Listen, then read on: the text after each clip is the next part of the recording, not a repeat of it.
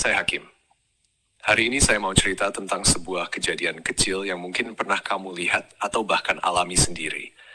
Dan mengapa kejadian kecil itu sebenarnya menyimpan pelajaran yang sangat besar tentang bagaimana kita memperlakukan sesama manusia di zaman yang katanya paling terhubung ini.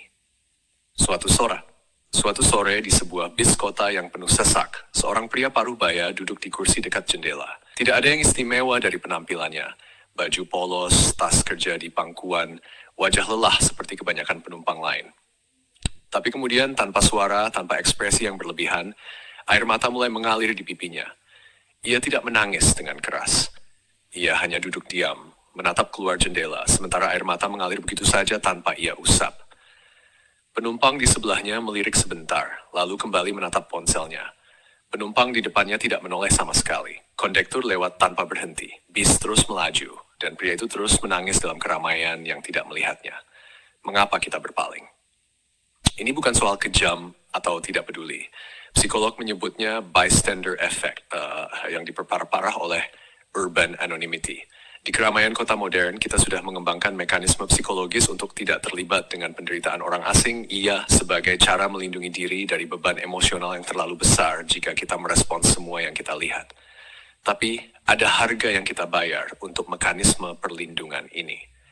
Setiap kali kita berpaling dari seseorang yang sedang membutuhkan kehadiran, kita sedikit demi sedikit melatih diri kita untuk menjadi lebih dingin, lebih terputus dari kemanusiaan kita sendiri. Lama-kelamaan, kita tidak hanya berpaling dari orang asing, kita mulai berpaling dari orang-orang yang seharusnya paling dekat dengan kita.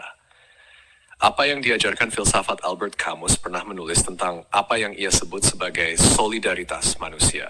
Keyakinan bahwa penderitaan satu manusia adalah penderitaan kita semua, dan mengabaikannya berarti mengabaikan bagian dari kemanusiaan kita sendiri. Ini bukan utopia yang tidak realistis. Camus tidak meminta kita memikul penderitaan seluruh dunia. Ia hanya meminta sesuatu yang jauh lebih sederhana dan lebih dalam. Jangan berpura-pura bahwa penderitaan orang di sebelah kita tidak ada. Kadang yang dibutuhkan seorang manusia bukan solusi, bukan nasihat, bukan intervensi besar. Kadang yang cukup hanyalah seseorang yang mau menatapnya dan berkata dengan tulus, "Kamu baik-baik saja." Pelajaran dari momen yang paling berat setelah stroke, ada momen ketika saya duduk sendirian di ruangan rumah sakit dan merasa sangat tidak terlihat. Bukan karena tidak ada orang di sekitar saya, ada dokter, ada perawat, ada pengunjung lain, tapi semuanya sibuk dengan urusannya masing-masing.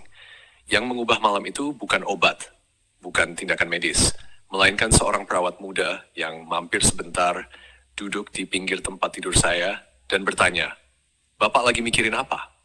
Bukan karena ia punya waktu lebih, tapi karena ia memilih untuk hadir sebentar. Dan itu sudah cukup untuk membuat saya merasa bahwa malam itu saya tidak sepenuhnya sendirian. Pria di bis itu mengajarkan bahwa penderitaan yang paling menyakitkan bukanlah yang paling keras, melainkan yang paling tidak terlihat. Camus mengajarkan bahwa solidaritas manusia tidak membutuhkan tindakan heroik. Kadang cukup dengan tidak berpura-pura tidak melihat. Dan perawat muda di rumah sakit itu mengajarkan bahwa kehadiran yang tulus, meski hanya sebentar, bisa mengubah malam yang paling gelap menjadi sedikit lebih tertahankan. Satu pertanyaan sebelum kita selesai. Kapan terakhir kali kamu benar-benar berhenti dan bertanya kepada seseorang, "Kamu baik-baik saja?" Lalu menunggu jawaban yang benar-benar jujur. Tulis jawabanmu di kolom komentar, dan bagikan video ini kepada siapa saja yang perlu diingatkan bahwa melihat orang lain adalah salah satu tindakan paling manusiawi yang bisa kita lakukan. Jangan lupa dukung channel ini dengan like, share, dan subscribe. Terima kasih. Salam hikmah.